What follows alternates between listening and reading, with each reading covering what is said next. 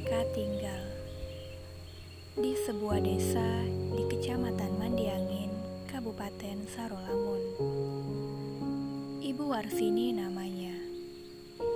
Ia tinggal bersama suami dan seorang putra bungsunya.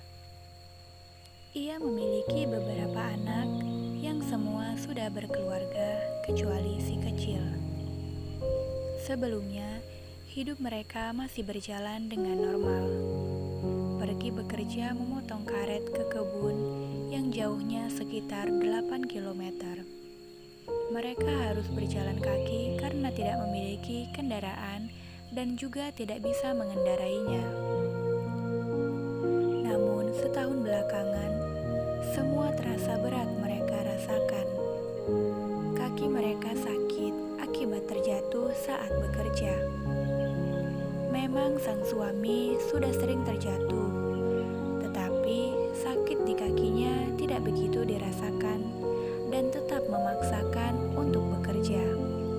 Hingga suatu hari, ia terjatuh lagi hingga tak sadarkan diri. Dan sejak itu, kakinya sangat sulit digerakkan dan tidak bisa bekerja lagi.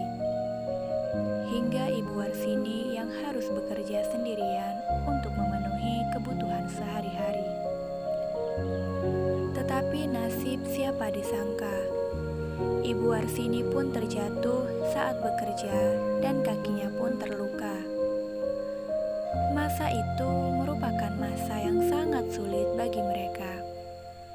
Mereka tidak bisa bekerja dan harus berdiam diri di rumah. Dengan keadaan seperti itu, mereka pun sulit untuk mengurus putranya yang memang tidak senormal teman-teman seusianya. Untunglah anak-anak mereka masih bisa membantu walaupun sedikit.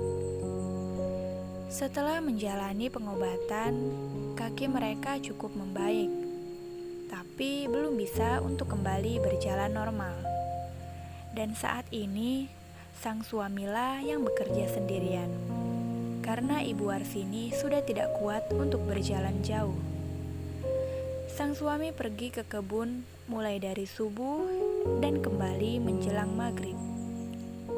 Wajar saja, jarak yang begitu jauh ditambah dengan langkah yang tergopoh-gopoh dibantu dengan tongkat kayunya. Ia pun harus sering beristirahat di perjalanan karena kakinya sudah tidak mampu berjalan jauh dan juga terlalu lama. Dengan keadaan yang sudah tidak senormal dahulu, perekonomian keluarga Ibu Warsini pun semakin sulit. Karena jika kaki sang suami kambuh, maka ia tidak akan bisa bekerja. Ditambah sang anak yang sering sakit-sakitan, yang pastinya membutuhkan biaya pengobatan. Tetapi walaupun dengan keadaannya yang sulit, Ibu Warsini tidak ingin merepotkan orang lain termasuk anaknya.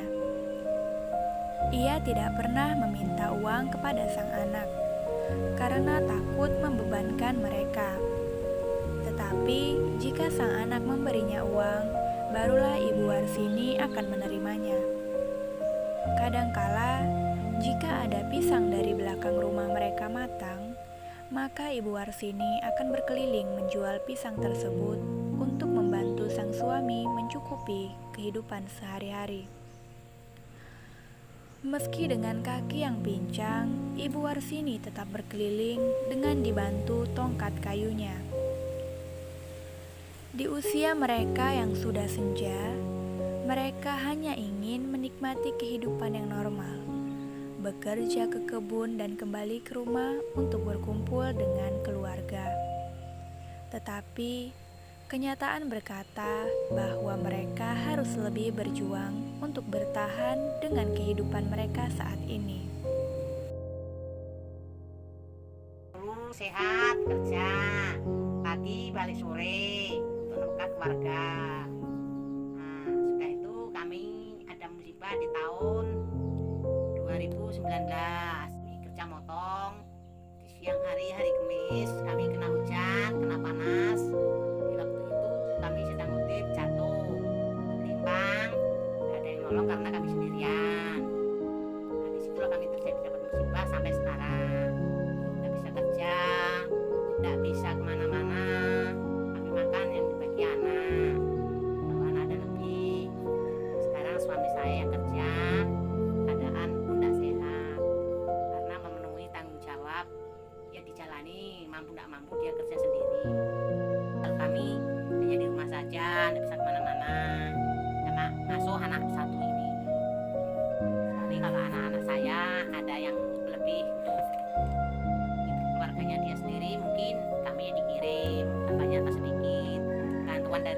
itulah yang kami gunakan untuk makan.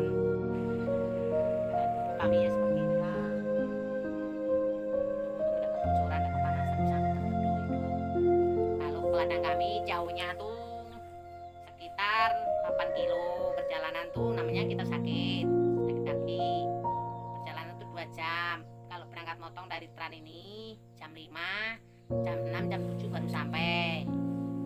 Nah itu pulang pergi tiap hari, bukan punya motor, bukan punya sepeda, modalnya modal kaki. Jadi mungkin suatu saat ya ada letihnya, ada lelahnya.